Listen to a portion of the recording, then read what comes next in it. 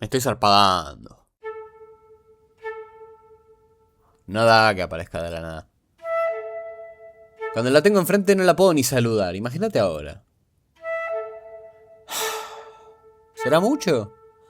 ¿Y si se asusta? No sé si me animo. Ya fue, ¿qué es lo peor que puede pasar? Además puede ser de buena onda, ¿no? Quedaré mal, medio pesado. No quiero ser intenso, ni obvio. Pero es muy obvio, me estoy regalando. Uy, encima lo subí hace como 30 segundos. Soy el primer boludo que lo mira.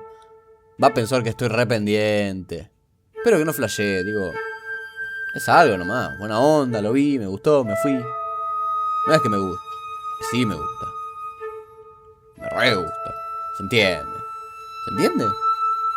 Ya fue. Por la anécdota.